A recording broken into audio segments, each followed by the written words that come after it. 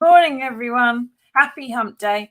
Welcome to the news agenda with me and Fleet Street Fox. And today I'm joined by the Mirror's editor, Alison Phillips. Morning, Alison. Morning, Susie. Good to see you.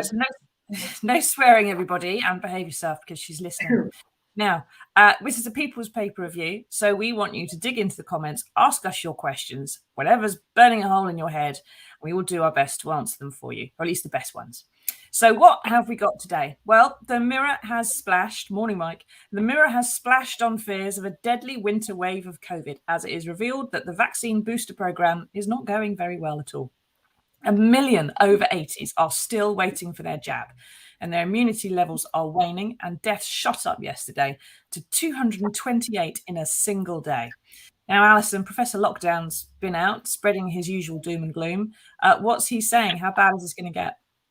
Well, I don't really know whether it's doom and gloom this time. So Professor Ferguson, who obviously was a sort of a key voice during the first lockdown, has been out saying that if we don't get on top of the booster programme very, very soon, then we could be back to seeing restrictions reintroduced. So that might be things like the return of masks, the return of working from home, returning social distancing in places, vaccine passports, going backwards on mass gatherings. So all the things that we've started to see and enjoy over the past 3 months or so could be rolled back. So it is getting very worrying again. As you say, I mean, yesterday was, I think, the biggest number of deaths since about March. So it's not, and anecdotally, when you speak to people, schools are really struggling at the moment. I was talking to a teacher who only had sort of 3 or 4 pupils in their class out of like what should have been 30. So, I think that's a really, we're reaching a really critical point now. And I think the public want to see that the government are ahead of the curve this time, not delay, which obviously is what we saw right at the beginning of this pandemic. Exactly, to accept that something is coming down the tracks, which was always the problem before, wasn't it? It was always that it was going to be You can't wish this stuff away as much as we might want to wish this stuff away. And as much as this isn't necessarily the message that the government wants to get out there because of what it means to businesses and all the rest of it, we cannot allow ourselves to be behind again. And our vaccination rates are slipping behind the rest of Europe, and it is starting to look a bit worrying. Yes, it's rather sticky. And just to illustrate it for you, here is a little shot of a solid burn from the BBC's Charlie State this morning when interviewing Kwasi Kwarteng. Have a look at this. The infection rate is growing, the death rate is growing, the hospitalisation rate is growing. So the policy you've got is working in what respect? So if you look at the beginning of the year, where we had a maximum of a huge daily toll of deaths, the rate now, even though it's picked up a little bit, is much lower, as is the hospitalisation rate. and this is a virus that we are learning to live with. Now, clearly, any increase is concerning, and we're monitoring the data, as I say, on a daily basis. But for now, we think that this policy is working. Now, it can be reviewed at any stage. We talk to the experts that you've quoted, but I don't see any cause for changing the course at this minute. Would you? So we're learning to live with it, rather ignoring the fact that quite a lot of people are going to be learning how to die with it.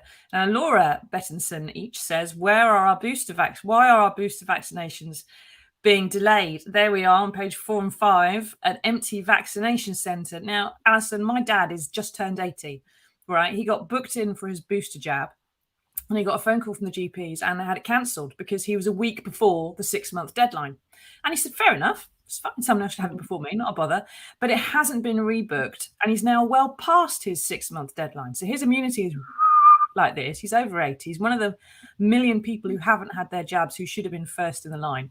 Am I being cynical, to answer Laura's question here? Am I being cynical? How much of this is just another shortage? Is it in any way linked to HGV delivery driver shortages or blockages at the ports or something else? Well, they're saying absolutely not, and they're saying they have got enough of the actual jabs, and that that isn't the concern. But there are increasingly questions as to why people aren't having them. Now, interestingly, yesterday it felt to me that a lot of the blame for not taking the jabs was being put on the general public. They were saying, you lot aren't coming along for your jabs when you ought to be coming along for your jabs. And I think that is possibly true to some extent. I mean, I think because the immediate terror of COVID has reduced somewhat, that whereas when we all got our notifications about going for our first injection and our second injection, everyone was there like a shot. Maybe this time people are being slightly slower to, I must get around to doing that, or I will do that next week. So I think that might account for some of it. However, we also know there are some people like your dad who are in a very vulnerable category, who need to get that jab very, very quickly and need to get their flu jabs very, very quickly, because we know it's going to be a very tough winter ahead. And for whatever reason, they're not getting it. I think we also have to tie this in with the pressure that GP surgeries are under, and that the whole health system is under. And that, almost 2 years on from the start of the pandemic, those people working there are exhausted, and they don't feel any better valued now than they did when we went into all this. Yeah, there's an awful lot of my parents are still very keen to go to the pub and see their mates and stuff like this. And I'm going, your immunity is waning. Please don't. Please don't. Every single day, the immunity becomes less. And these people have got to be safeguarded as soon as possible, because if we get, a cold snap, we're going to need it very fast. Yeah, there you are, Mum. If you're watching, stop going to the pub. Now, Ash says, is another lockdown likely to happen before Christmas? Sage, the government advisors, are only meeting once a month these days, Alison. They were meeting every week earlier in the year, but they've decided to go on the go slow, and they're not doing anything at the moment. Well, so that is interesting. Professor Neil Ferguson, who we were discussing earlier, who's sort of been sort of ahead of the curve on so much of this, said that he doesn't foresee another lockdown this side of Christmas, because so many of us obviously have been double jabbed. However, we are going to need these boosters within 6 months of having the first jab.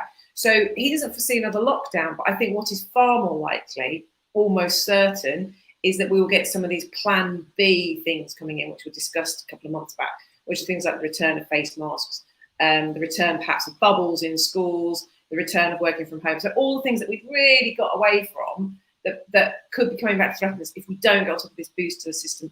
Because at the moment, boosters are only available really to the older age group, but everybody needs to be having them, because it really does feel there's an awful lot of COVID around at the moment. I mean, everyone can feel that. So it possibly not full lockdown, but yes, more restrictions. Yeah, and of course, the scientists are really good at hedging their bets. So he says, not this side of Christmas. And he says, we need the boosters. But of course, if you don't get the boosters and maybe the other side of Christmas, then you are starting to look at things that are more drastic, especially if Boris handles it the way he's handled everything up to now. Mike says... And there's also this concern as well, Susie, about the Delta, this other Delta Plus variant, which I think we say in the paper today that, no, it's not Delta Plus, it's, Delta Plus, that has been detected here and is behind a growing number of infections. Now, obviously, don't want to scare people, don't people want to panic, but we have to be aware that we've always known that the longer this virus remains out there amongst the public, the more chance there is of it mutating and coming to get us from a different direction. And that's what we need to know about. Exactly, especially if you're relying on a vaccine which suddenly gets out of date. Now, Mike says the latest upturn in infections started in schools and is now spreading to parents and presumably teachers. Why didn't the government insist on precautions, e.g. masks and social distancing in schools? It's true, isn't it? There's 1 in 38, it says in that spread in the paper, on the 4-5 spread, that 1 in 38 school children have got it. I teach at university and started going back there, and I have no right to ask if my students are vaccinated. And what's more, no one's wearing masks inside the building, maybe 1 in 100. Are people going to put masks back on, do you think? If that becomes, it's quite likely I'd have thought that's a restriction, but we're all so glad not to be wearing them when we don't have to. I think so. And so I was on the tube in London earlier this morning, and I'd say about half and half people are wearing masks. So there's a lot of people in a confined space aren't wearing masks.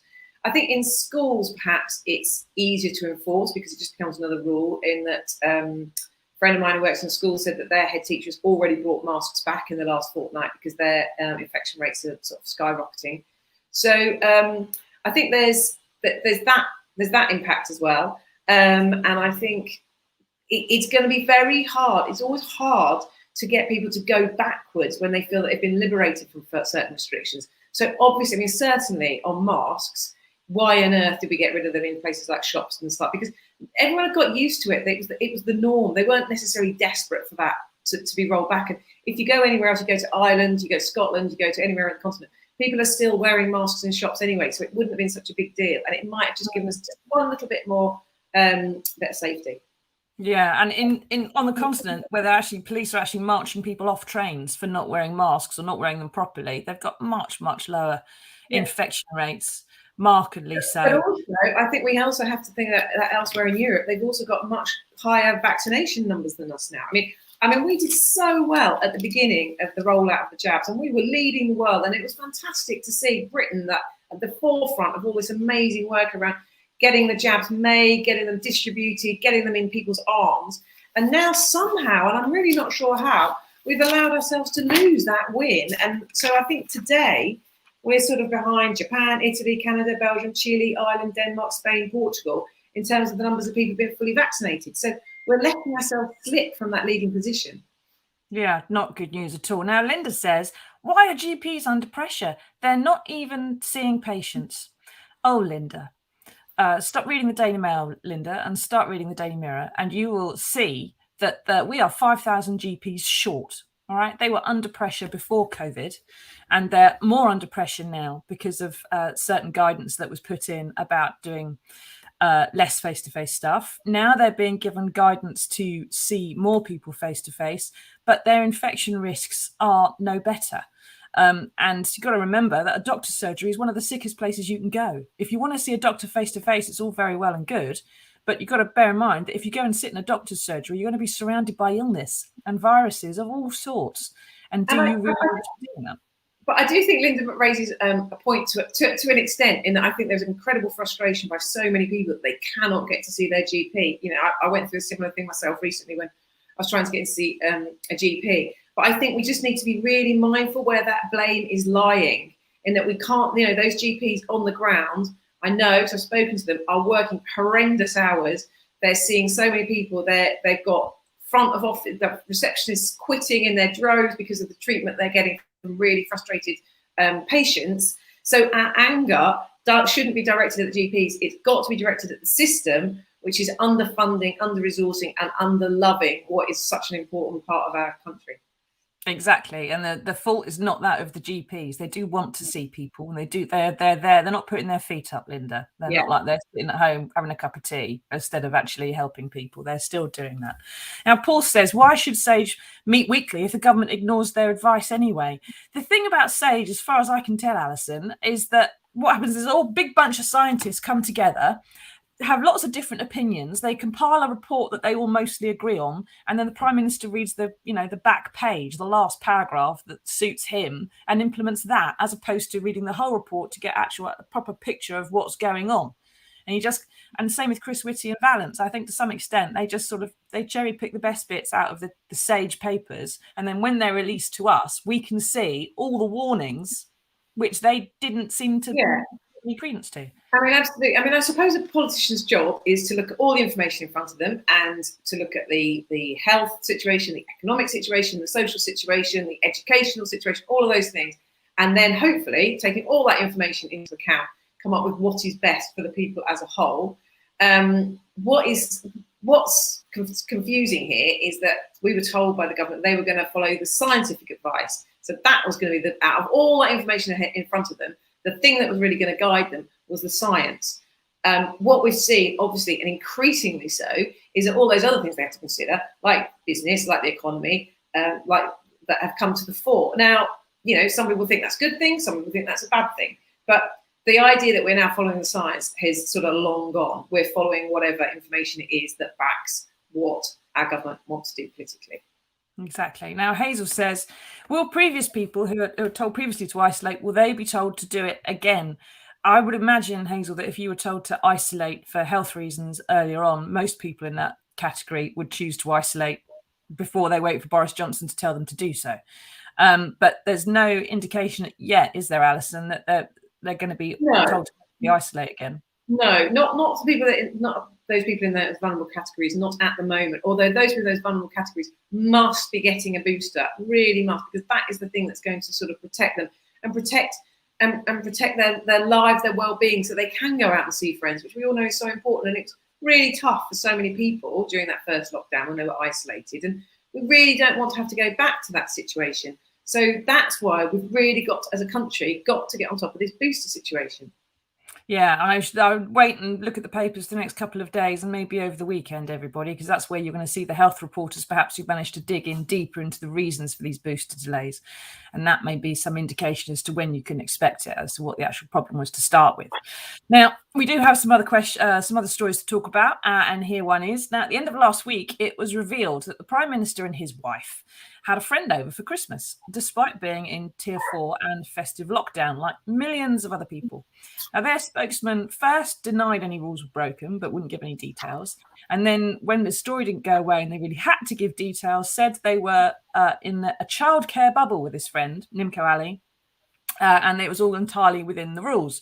You are allowed to have a childcare bubble. You are allowed to do it over Christmas. But there are still questions to answer, really, Alison, I think, about why two healthy, present parents needed help with childcare for a couple of days. But the most important thing probably for the Prime Minister's plummeting personality ratings, which are minus 18 at the moment, is that it's not going away. There's a whole page here of people recounting what their Christmases were like. And there's a huge amount of anger about this. It's not a minor thing, is it?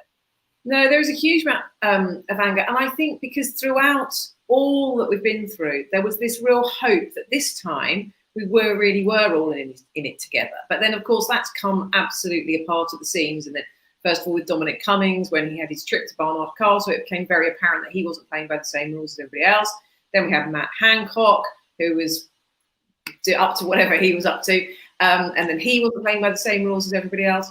And so here again, it's now emerged that, I mean, if we all look back to what we were doing last Christmas, a lot of people had really lonely, sad Christmases. And we've got all these stories today in the paper, which just really heartbreaking. People it was the last Christmas that their parent was alive and they subsequently died.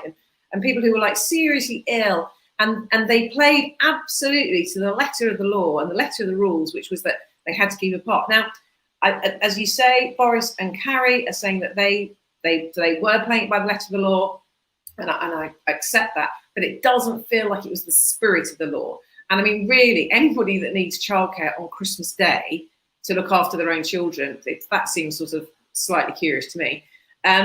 But okay, fine, fair enough, letter of the law, but it's not the spirit. And everybody else here, all us kind of normal, ordinary people, were really working hard to stick with the spirit of the law. We were told you can't see your family, and we didn't do it. And then they were doing this, and and the mere fact as well that they were able to keep it quiet until 10 months later would indicate they didn't feel completely comfortable about it themselves, because why would you be keeping it a secret if you felt that you'd done everything as the way you had done it? Yeah. So, and then to have to push and push and push the Prime Minister's personal spokesman and the number 10 spokesman to actually have a clear answer on this for several days also indicates that they didn't have an answer to start with, and they had to come up with one. Yeah, and I feel similarly to this as I did around the Dominic Cummings thing. It's not just the fact they've done it, which is really awful. It's also the fact of why they did it. So that can only be one of two things.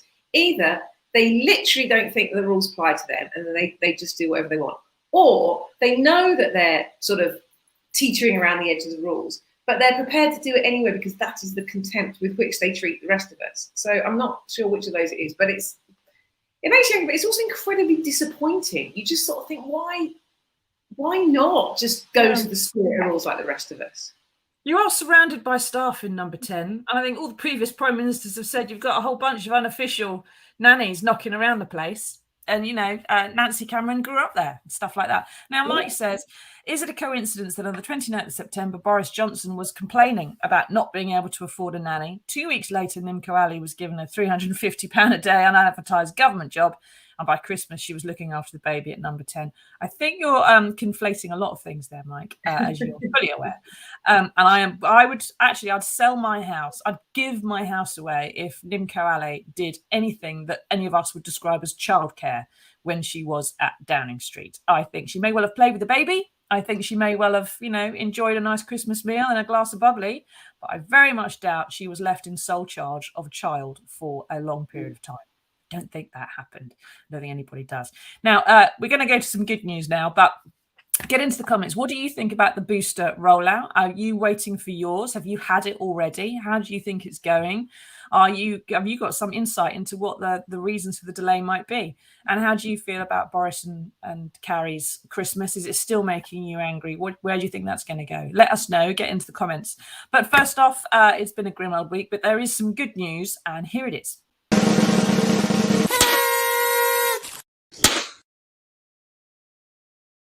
It's been revealed that the Queen is even more brilliant than anyone gave her credit for.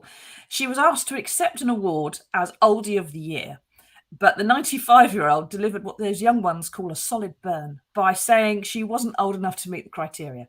She went on to throw shade on Giles Brandreth, the organiser, by saying she's only as old as she feels. Just leaving it open there as how old Giles Brandreth might feel. Alison, does this show that the Queen is expert on insulting people without them realising? It's just fantastic on every level, this, isn't it? It's just brilliant. You think, but also I think the Queen really is young, in that I think she's been fantastic. She's been really great this week on climate crisis, when a lot of people sort of half her age are still huffing and puffing about the whole thing. She is really telling people, right, we're going to get behind this. It's for the future. We need to do it. She's very sort of forward-facing. She's not turned into a grumpy old curmudgeon. And I just think it's great. And I think the way that she sort of just said to Giles Brandreth, how very dare you suggest that I'm old? It's just brilliant. Oh. Yeah, it's great. I'm not old. What are you saying?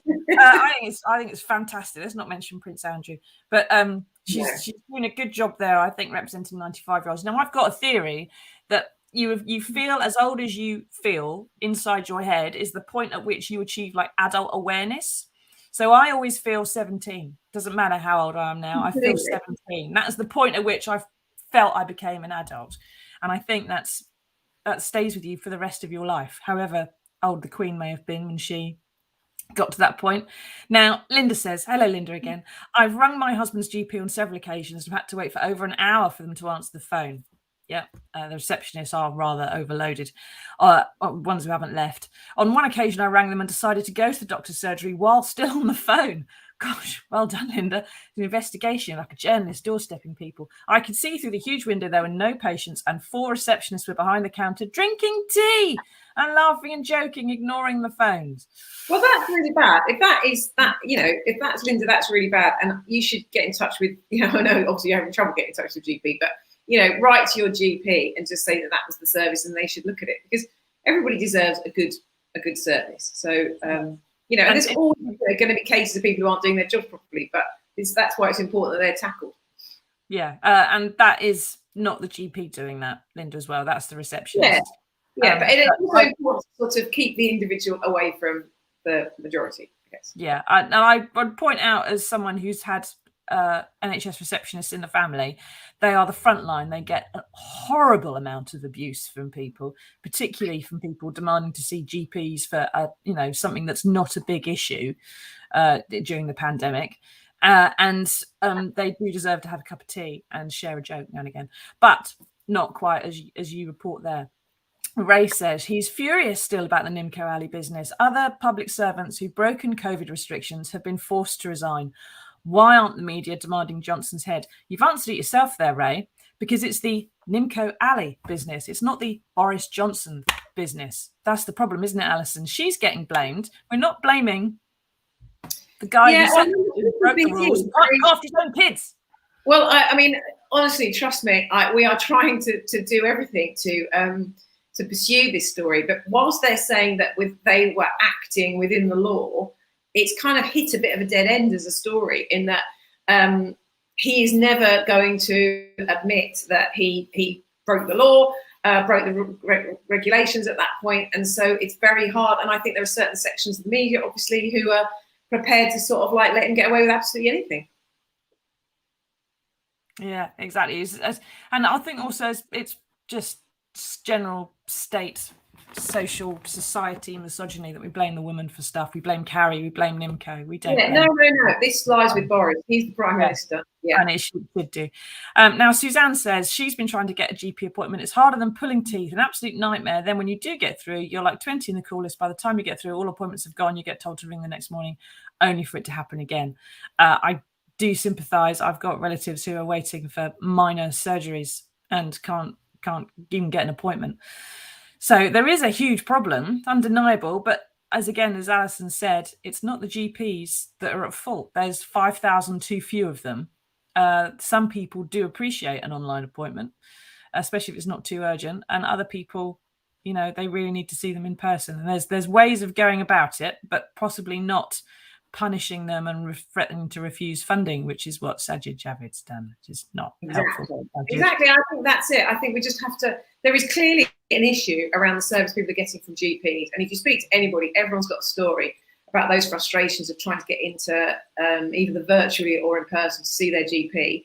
I think everyone's got those stories, but we need to look at what is the actual cause of those rather than blaming the person on the front line there. Exactly. Right. Thank you, everybody, for joining. Thank you, Alison, for coming along and doing one of your sessions with us. We do appreciate it. You're busy, you've got stuff to do. Thank you, everyone, for taking part. And for those in the comments who we couldn't get to, we'll see you all again next Monday for another edition of the News Agenda and hopefully some happier news. Bye-bye. See you then. Bye. Bye.